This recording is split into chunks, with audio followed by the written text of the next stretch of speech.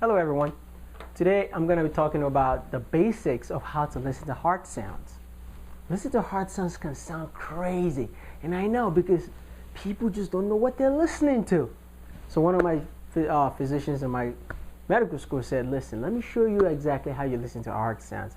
And ever since then, like a rock star, I think I didn't know what I listened to. Actually, I really do know what I'm listening to, but it took some practice, and we're going to go over that. But before we start, I want us to understand the basic of what the human chest looks like, right? So this might sound a little complicated. I was trying to put the heart in there with the ribs.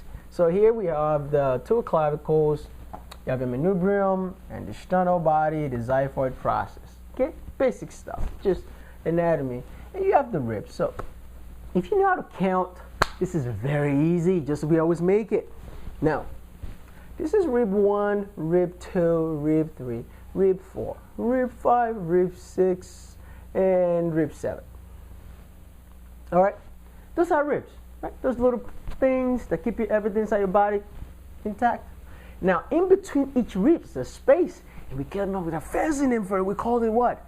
The intercostal space. Whatever, but it's fine. What can I do?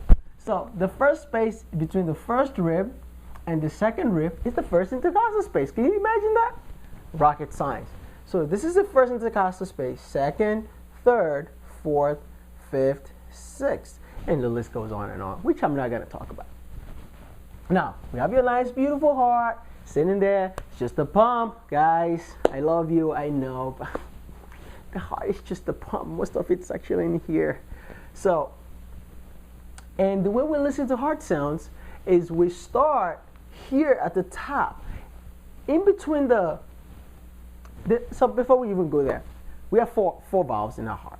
Let's start with the basics, okay? 4 valves. We have the nice, beautiful tricuspid valve, the mitral valve, and we have the aortic valve, and one more valve I forgot to put in there. I might just put it in here, right here somewhere. That will be your pulmonic valve. Now, the way the valves are set up and the angle at which the heart is set up doesn't make any sense when you listen to the heart, but it sort of kind of does. When we want to listen to any pathologies involving the what? The aorta, we go up in between the second and the third intercostal space. So that's called the aortic region, and there's a fancy name for it. So this is the right side of our body, and this is the left. How easy can that be? And we call this the right, which is the right side, upper, because sternal border, RUSB, right there. Right, upper sternal border, right? Upper sternal border. But it's in between the second and the third intercostal space. So kind of right in this region. It's a region. It's like kind of a little area. In order to listen to our pulmonic valves, you have to listen next right here. That's called the left upper sternal body, right? This is the left side, the upper sternal body. To listen to anything that has to do with tricuspid, you come a little, you drop down a little bit, and you get the left lower sternal border, or the tricuspid region. There's 3 little valves between your right atrium and your right ventricle. And the apex is between the 5th and the 6th intercostal space. So kind of all the way here. So the way we listen to a heart sounds is we start up here, like that, and drop down and make a left. So it's kind of more like this. So we have a mnemonic for it. Aortic, right? Pulmonic, tricuspid, and mitral. All physicians taste milk. If that works for you, good luck. If it doesn't, it's fine. Just know aortic is here, pulmonary, tricuspid, and mitral. Now we're gonna start by using this little cartoon, guys, to learn our heart sounds. We're only going to go over the basics, and I'm going to throw in some 2 pathologies. And if you just know those, trust me, everything else, don't worry. We might pick it up on echo, or just say, you know what, it just doesn't sound right. So let's know the normal. Well, we're going to need a stethoscope, right? So this is not your typical stethoscope.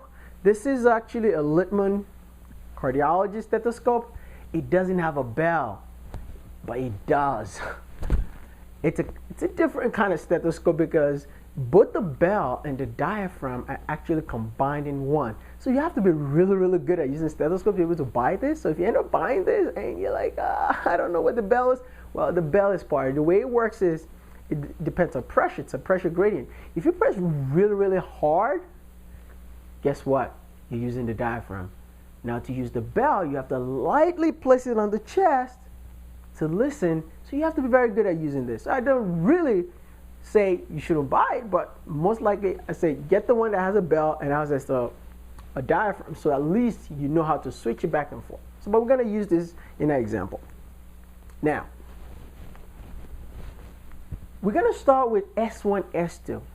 Everybody wants to know, oh, what am I listening to? I want to know what that is. What is that? Is it aortic regurgitation or aortic stenosis? No, don't worry about that. Just know what a normal is. And the normal is what? S1 and S2. We know S1 is what? S1 is when the mitral valve and the tricuspid valve close. So when the blood from the atrium goes down into the ventricle and the ventricle is trying to squeeze, guess what? You don't want all that work. It's like you don't want to, have a basket that you keep throwing stuff down the drain and it's just going out the other side, right? So when the heart tries to contract, the blood inside the ventricle does not want to go back into the atrium because that's not where we want it. We want it to go into your body. Right? Go through the aorta and go right above the hill and go down. So in this case, both valves closes. And when they close, we get S1. Look at that. That's how we get S1. Isn't that Smiley? I like the smiley face. Tell me you like it, right? So how do we get S2? Well, now the blood is trying to get out from the heart. The heart is squeezing, doing what? Systole. It's just a fancy name they give it, but it's just contracting. When the heart contracts and now has to overcome the pressure inside the aorta, right? Bam! These valves and this valve are going to open up. It's like open, the blood's got to come through. When the blood goes through the aorta, right? During systole, as the ventricles try to relax, so that can receive more blood from the aorta, because this is a continuous circuit. It's not stopping. The train is moving. This two valve has to close during what? Ventricular diastole. Because when they close, they allow the recall of the aorta to point blood back into the rest of the body, and also to prevent blood that's already in the aorta to come back down. That's like wasting on my time. It's like, oh my God, I'm just cranking it up, and you're wasting on my time. So if both valves are not shutting during S1, all this blood's gonna spill back into the aorta, into the atrium. And also, if these valves are not closing, all the work I'm trying to push water above the hill is gonna come back at me again. All right. So that is how we get S2. When these two, the pulmonic, right? When the pulmonic valve, let's use our green highlighter here. S2 is what? When your aortic valve and your pulmonic valve close. S1 is when our what? Mitral and tricuspid valve, they close. So I'm going to make an illustration, and from now on, this is how you're going to learn heart sounds. And you will never forget. Take your stethoscope and put it around your ears. And I want you to take your stethoscope and place it inside your arm, inside your hand. Now, the reason why I say you to do this is never do this. It's very deafening. It's not good. So you close your hands, and I want you to hold your stethoscope like this high.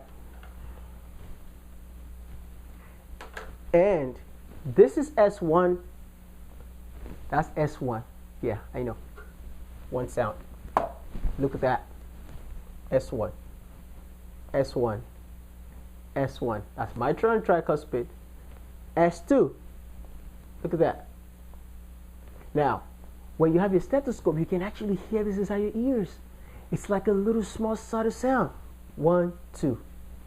1, 2. 1, 2. 1, 2. 1, 2. 1, 2. So we're going to demonstrate that on the board. 1, 2. 1, 2. 1, 2. 1, 2. Now, let's do that again. 1, 2. That's S1, S2. Wow, it sounds very complicated. No, it's very easy. Look at that. 1, 2. If you can just count 1 and 2, you'll be good. So every time you listen to somebody's heart, just listen for 1 and 2. Okay? That's all you need to start with. Now, if we go down here, now that we have learned how to listen to S1 and S2, remember? 1, 2. 1, 2. Because when I go to another pathology, now you're going to be like, what? I didn't hear that. Okay, we'll find out. So now that we know the normal, this is normal, and everybody's happy. However, we might get a third heart sound. Now, when you have a third heart sound, I don't want you to freak out.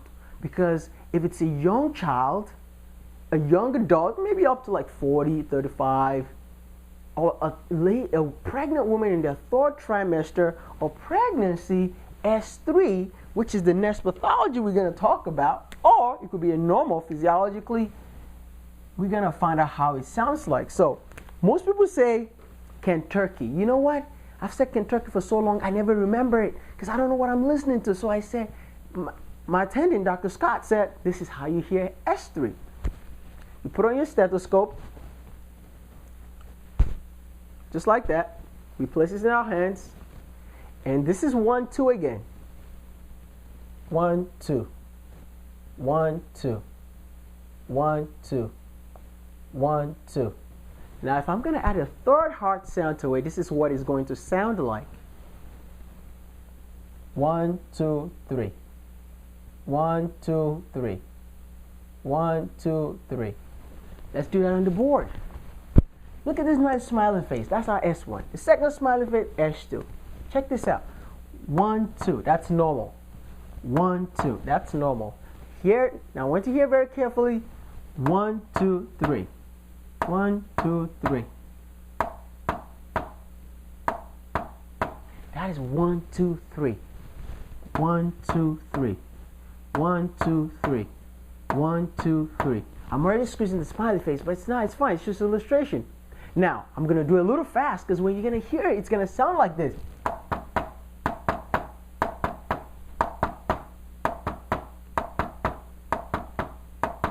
Hear that? That is S3. So what really causes S3?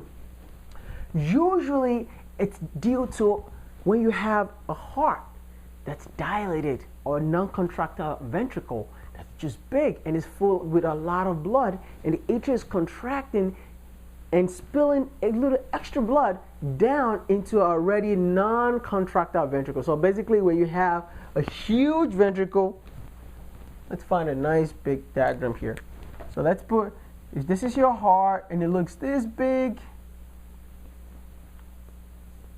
and there's just so much blood inside here, and the atrium is not contracting, so it's the oscillation of blood between the atrium and the ventricle. That's usually what causes S3.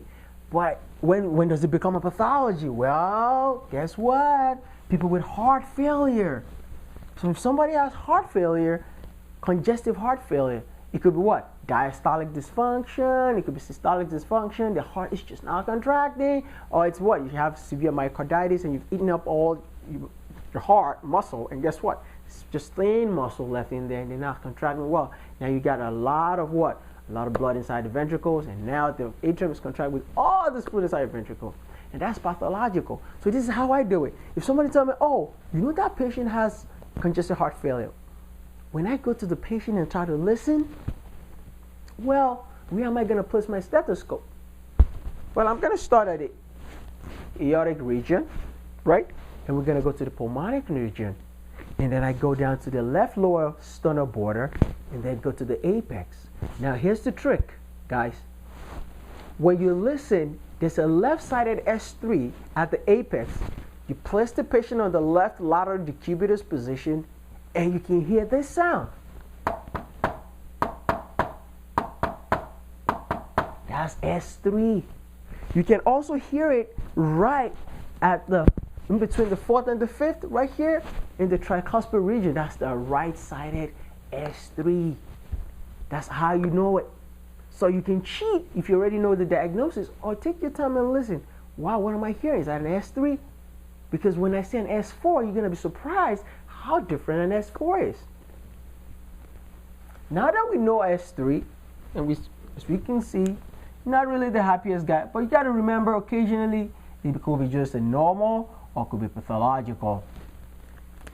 Now, on to S4. S4 is very interesting. Now, in America today, how many people do you think has hypertension? A lot of people has hypertension. But the pathophysiology of hypertension is a completely different topic, which I'm not going to cover here. We just listen to heart. So if somebody has a prolonged long-standing high blood pressure, what do you think is going to happen to the left ventricle? It's going to get what? Thickened. It's like going to the gym and working out. The heart is constantly contracting, so they have a really thickened left ventricle. Now, this little piece of atrium, this guy has this fairly, light thickened muscle that's not even enough. It's not trying to contract against this big guy, having a small little guy fighting against the big guy. You got this small guy fighting against this big guy. I think you know who's going to win, right? Push! And he's trying to push. This tiny little kid is trying to push this guy. It's like, oh my, what are you thinking? Yeah, that's what happens when you have an S4. An S4 is an atrium try to contract against what? A non-compliant ventricle, a stiffened left ventricle, usually left ventricular hypertrophy. So now let's hear S4. Now S4 is very interesting because S3 is very close to S2 after the second heart sound. However, S4 is close to S1. So let's see exactly how you're going to be able to hear it. So you place your stethoscope again, just like we always do, and put it inside your hand. Just use your hands. This is S1 and S2. 1, 2. 1, 2, right? 1, 2. 1, 2. This is S3. 1, 2, 3. 1, 2, 3. 1, 2, 3. And if you want to use Kentucky, that's fine. It's Kentucky. Kentucky. Kentucky. Kentucky. You get it? However, if you're going to do S4, people often use Tennessee, but I don't know what they're talking about. This is what they're trying to say.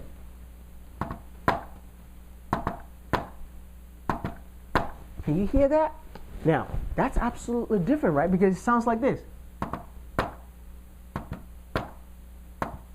Now, S4 is so close to S1 that when I do it really fast, you might not even notice. Look at this. Because it sounds like Tennessee, Tennessee, Tennessee, Tennessee. S4, S4, S1, S2.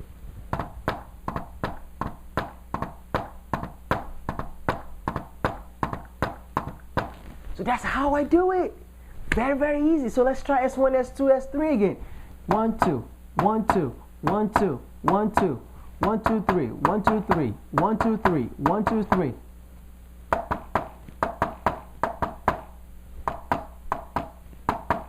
Right? But S4 is different.